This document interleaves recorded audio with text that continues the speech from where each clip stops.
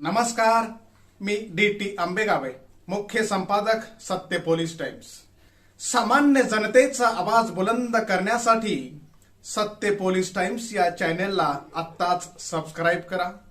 ज्यांच्यासाठी खऱ्या अर्थानं आजचा हा कार्यक्रम आयोजित केलाय त्या सर्वच माझ्या अंगणवाडी सेविका, त्याचबरोबर उपस्थित सर्व लाभार्थी बंधू आणि भगिनींनो, खरं तर आजचा हा दिवस माझ्या अंगणवाडी सेविकांसाठी एक अतिशय समाधानाचा आणि या विभागाची मंत्री म्हणून मलाही एक आनंदाचा दिवस आहे की गेल्या अनेक दिवसांपासून आपली मागणी होती की आम्हाला स्वतःचा मोबाईल फोन, स्मार्टफोन असावा।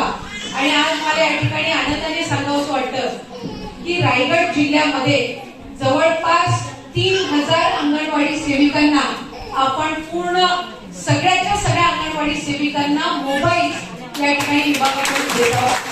राज्यामध्ये जवळपास 1,20,000 अंगणवाड्या आहेत। या सगळ्यांना आपण स्मार्टफोन, मोबाईलचं वाटप या ठिकाणी आपण केलेलं आहे।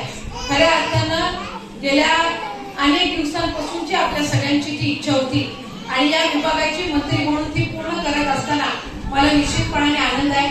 महायुतीच्या सरकारच्या माध्यमातून अधिकाधिक आपल्या अंगणवाडी सेविका, मदतनीस असतील, आपल्या विभागाअंतर्गत येणारे सर्व घटक असतील, यांना बळ देण्याचं काम हे पुढच्या कालावधीमध्ये करण्याचा आमचा या निमित्ताने प्रयत्न आहे। गेल्या तुम्हाला सगळ्याच जणींना माहिती आहे की आपण पोषण ट्रॅकर असेल, तुमच्या अंगणवाडीमध्ये तुमचे वेगवेगळे कामकाज असतील, अनेकदा तुम्हाला मोबाईल, स्मार्टफोन जर तुमच्याकडे नसेल तर तुमच्या भावाचा किंवा नातेवाईकांचे किंवा कोणाचे मोबाईल त्याच्यामध्ये हे ऍप्लिकेशन डाउनलोड करून तुम्हाला तुमचं कामकाज अपलोड करावं लागत होतं। साधारणपणे 80-90% आपलं कामकाज हे आता ऑनलाईन झालेलं आहे आणि म्हणून स्वतःचा हक्काचा त्या ठिकाणी मोबाईल असावा ही तुमच्या सगळ्यांची जी इच्छा होती ती त्या ठिकाणी पूर्ण करत असताना आम्हाला नक्कीच आनंद आहे। मधल्या कालावधीमध्ये आपण सगळ्याच जणींनी आणखीन एक मागणी विभागाकडे केली होती, ती म्हणजे आम्हाला पेन्शन लागू करण्यात यावी।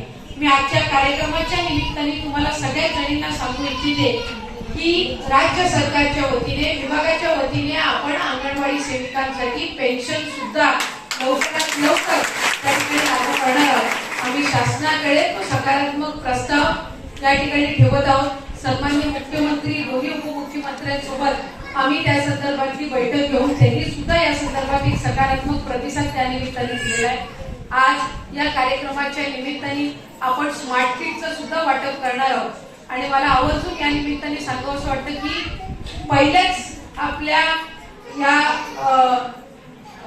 पहिल्याच टप्प्यामध्ये आपण साधारणपणे रायगड जिल्ह्यातील 550 अंगणवाड्यांना स्मार्ट किट देत आहोत आणि श्रीवर्धन, म्हसळा, तळा, माणगाव, रोहा साधारणपणे 100% आपण अंगणवाड्या स्मार्ट करण्याचं उद्दिष्ट ठेवलेलं आहे आणि जवळपास 90% अंगणवाड्यांना आपण यंदाच्या वर्षी स्मार्ट किट दिलेलं आहे, ज्याचं प्राथमिक स्वरूपात आपण वितरण या निमित्ताने करत आहोत। आपली प्रत्येक अंगणवाडी स्मार्ट व्हावी, तिथं टीव्ही असावा, तिथं पाण्याची चांगली सुविधा असावी, तिथं हात धुण्यासाठी लहान मुलांच्या बेसिन असावं, सोलारचा पंखा असावा, त्याचबरोबर आपल्या मुलांसाठी खेळणी आणि बेंचेस असावे आणि म्हणून अशा पद्धतीचं आपण साधारणपणे हे किट त्या निमित्ताने देत आहोत। जिल्हा परिषदच्या माध्यमातून सुद्धा जिल्हा परिषद स्वतंत्र त्या निमित्ताने अंगणवाड्यांसाठी सतरंजी असतील, इतर काही सुविधा असतील ह्या देण्याचा प्रयत्न करत असतात। त्यामुळे त्यांच्याही माध्यमातून आपल्याला काही साहित्य या ठिकाणी उपलब्ध झालेलं आहे। बेबी केअर किट असतील, हे सुद्धा याचंही प्रातिनिधिक स्वरूपात आज आपण वाटप त्या निमित्ताने केलेलं आहे।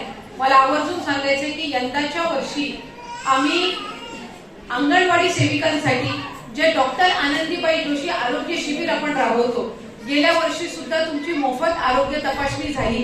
यंदाच्या वर्षीपासून माझ्या अंगणवाडी सेविका, मदतनीस यांची तर मोफत आरोग्य तपासणी केली जाईल, पण त्यांच्या सहित त्यांच्या मूळ कुटुंबाची सुद्धा आपण मोफत आरोग्य तपासणी करून घेणार आहोत। त्यामुळे यंदाच्या वर्षीपासून आपण तो एक नवीन उपक्रम माझ्या अंगणवाडी सेविका आणि मदतनीस यांच्या आरोग्याच्या दृष्टिकोनातून राबवत आहोत। तुम्हाला सगळ्याच जणींना माहिती आहे की आपण 8 तारखेला महिला धोरण जाहीर केलं।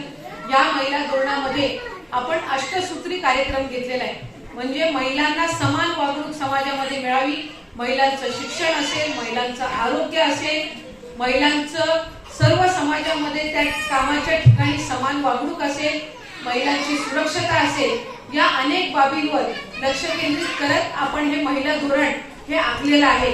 मला आवर्जून सांगावं असं वाटतं की 2 दिवसापूर्वी झालेल्या मंत्रिमंडळाच्या बैठकीमध्ये महाराष्ट्र राज्य म्हणून आणि या विभागाची एक प्रतिनिधी म्हणून, मंत्री म्हणून मला एक प्रस्ताव त्या ठिकाणी मंत्रिमंडळाच्या बैठकीमध्ये सन्माननीय मुख्यमंत्री एकनाथजी शिंदे साहेब, दोन्ही उपमुख्यमंत्री फडणवीस साहेब, अजितदादा आणि सर्व मंत्रिमंडळाच्या सहकाऱ्यांसोबत ठेवण्याची संधी मिळाली.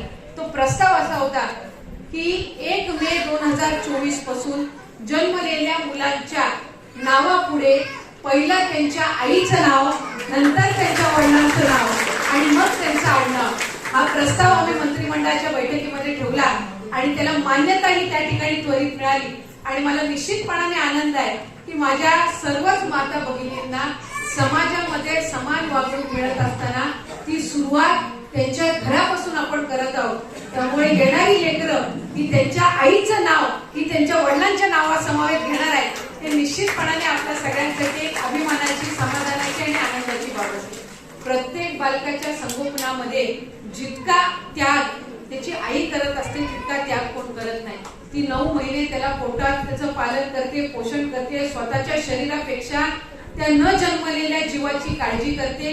जन्माला आल्यानंतर तिच्या आरोग्यापेक्षा ती त्या बालकाच्या आरोग्यावर त्या ठिकाणी लक्ष केंद्रित करत असते. तिचं आयुष्य संपूर्ण त्या बालकांच्या संगोपनामध्ये जातात.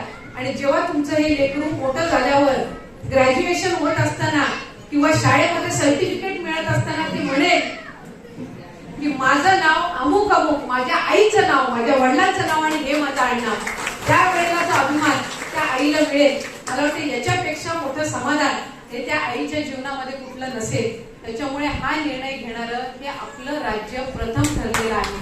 महाराष्ट्र राज्याने पहिल्यांदा हा ऐतिहासिक निर्णय घेतलेला आहे. आणि मला खात्री आहे की व्यासपीठावर बसलेले माझे सगळे बंधू असतील, आमचे सगळे वडीलधारी मंडळी असतील, हे या निर्णयाचं स्वागत करून उद्यापासूनच किंबहुना आजपासूनच आपण बघितलं असेल तर आम्ही सन्माननीय मुख्यमंत्री महोदयांना आणि दोन्ही उपमुख्यमंत्री महोदयांना त्यांच्या नावाची नवीन पट्टी दिली आणि 1 तासाच्या आत अजितदादांच्या कार्यालयाच्या बाहेर ती पाटी लागली होती. मी अजित, आशा, अनंतराव पवार अशा नावाची पाटी त्या निमित्ताने लागलेली होती. त्याच्यामुळे तुम्ही सगळ्यांनी सुद्धा या निर्णयामध्ये अधिकाधिक पुढाकार घ्यावा. महिलांना वाढवायलाच पाहिजे. पण खऱ्या अर्थानं आम्हाला सगळ्यांनाच आनंद आहे. आज माझ्या अंगणवाडी सेविका असतील, या खऱ्या अर्थानं घरातल्या लेकरांना जितकं प्रेम देतात तितक्याच प्रेमाने ते त्यांच्या अंगणवाडीमधल्या बालकांचं संगोपन करतात. मी छोटंसं उदाहरण सांगते. आम्ही इकडे सगळ्या बसलेलो होतो, एक बाळ तिथं रडत होतं. त्याच्या आईने अंगणवाडी सेविकेच्या हातात दिला आणि 1 मिनिटात ते गप झालं. त्याच्यामुळे जितकी माया जी आई लावते तेवढंच माझी अंगणवाडी सेविका पण माया देत असते, तेवढीच मदतनीस पण देत असते. आणि खऱ्या अर्थानं पहिले संस्कार आई वडील घडवतात, तिसरे संस्कार जर त्या बालकावर कोणाकडून घडवले जात असतील तर ते माझ्या अंगणवाडी सेविका आणि मदतनीस यांच्याकडून घडवले जातात. त्यामुळे एक नवी पिढी जन्माला आल्यापासून तुमच्या खऱ्या अर्थानं देखरेखीखाली संगोपन होत असताना आम्हाला खरंच तुमच्या सगळ्याच जणींचा मनापासूनचा अभिमान आहे. आमच्या वतीने अधिकाधिक अंगणवाडी सेविका आणि मदतनीस यांना सक्षम करण्याचं काम हे विभागाच्या माध्यमातून केलं जाईल असं वचन आजच्या या कार्यक्रमाच्या निमित्ताने मी या ठिकाणी देते. लेक लाडकी योजनेअंतर्गत आपण साधारणपणे तुम्हाला सगळ्याच जणींना माहिती आहे की माझी कन्या भाग्यश्री ही आपली जुनी योजना 2017 पासून सुरू होती. या योजनेअंतर्गत जर दोन्ही कन्या असतील तरच त्याचा लाभ त्या कुटुंबाला किंवा त्या मुलींना मिळत होता.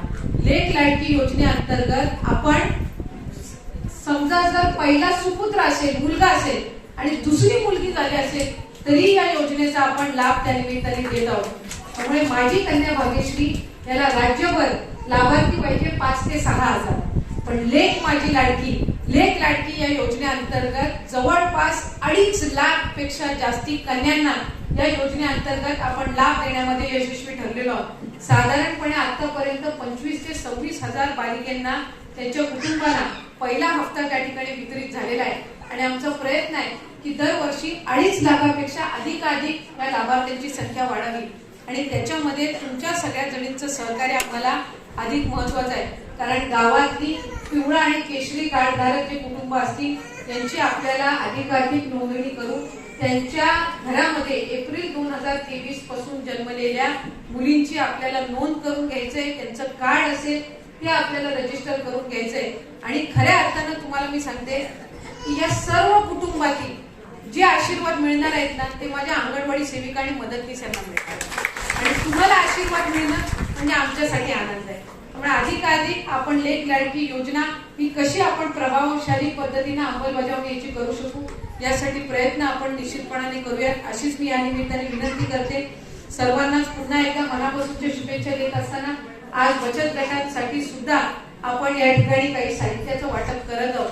त्यामुळे पुढच्या कालावधीमध्ये बचत गट अधिकरित्या सक्षम करणं, त्यांना अधिकाधिक स्वतःच्या पायावर उभं राहण्याच्या दृष्टिकोनातून व्यवसाय निर्माण करून देणं या संदर्भामध्ये आपण पावलं उचलत आहोत. आता गटविकास अधिकारी चार्ज पण तुमच्याकडे आहे. माणगावला तुम्ही जितकं काम केलं त्याच्यापेक्षा कणभर जास्ती काम तळ्यामध्ये केलं पाहिजे. जरी मागं माणगाव बसलेले असले तरी तळ्यामध्ये तुमच्याकडे आता चार्ज असताना जसं तिथं यशस्वीरित्या आपण राबवतो त्याच्याही पेक्षा आधी कणभर जास्ती तळ्यामध्ये काम झालं पाहिजे. सगळे बचत गट या आपण त्या ठिकाणी आर्थिक चक्रामध्ये कसे सामावून घेता येतील हे आपल्याला तुमच्या सगळ्यांच्या पुढाकारातून करायचे. नगर पंचायतीतले पण असतील, ग्रामीण भागातले पण असतील, आपण बाजारपेठ त्यांना अधिकाधिक उपलब्ध करून देण्याचा प्रयत्न करत असतो. पण पंचायत समितीच्या कार्यालयासमोर, तहसील कार्यालयासमोर जसं माणगाव मध्ये एक किमान 2 स्टॉल आपण महिला बचत गटांना दिलेले आहेत. त्यामुळे असाच निर्णय हा पंचायत समिती तळा आणि तहसील कार्यालयाने पण घ्यावा. तुमच्या आवारामध्ये 2 स्टॉल बचत गटांना तुम्ही द्या. म्हणजे जे नागरिक तुमच्याकडे येतात ते नक्कीच त्या स्टॉलकडे वळतील. आम्ही साधारणपणे बघितलं पंचायत समितीच्या कार्यालयासमोर जो स्टॉल आहे एक बचत गटाला तो चालवायला दिलेला आहे. आज त्या बचत गटाला 15,000 नफा होतो. 15,000 महिन्याला. म्हणजे 7 जणींचा 8 जणींचा तो बचत गट आहे. साधारणपणे रोजचा 1000 ते 1500 त्यांचा इन्कम आहे. माणगाव एवढी वर्दळ करायला नसेल पण त्याच्या निम्मी जरी असेल तरी नक्कीच त्या बचत गटाला आपण अधिकाधिक सक्षम करू शकू. मी महिला व बाल विकास विभागाचे त्याचबरोबर तळा, तहसील असेल, पंचायत समिती असेल, जिल्हा परिषद असेल, आपल्या सर्वांचेच या निमित्ताने आभार मानते, अभिनंदन करते. त्याचबरोबर जे आपण स्मार्ट किट देणार आहोत त्याचंही वाटप करत असताना सगळ्याच अंगणवाड्यांमध्ये हे 100% पूर्ण करण्याचा आमचा प्रयत्न आहे. साधारणपणे सगळेच या ठिकाणी यंदाच्या वर्षी आम्ही टाकण्याचा प्रयत्न केलेला आहे.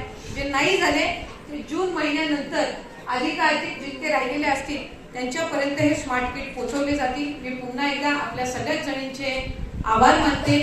तुम्ही सगळ्या जणी इतरांच्या म्हणजे त्या गरोदर मातांची आणि त्यांच्या बालकांची काळजी घेत असताना तुमचंही आरोग्य सुदृढ राहावं अशीच मी ईश्वरचरणी प्रार्थना करते. थांबते. धन्यवाद. जय हिंद, जय महाराष्ट्र. सामान्य जनतेचा बुलंद आवाज, सत्य पोलीस टाइम्स.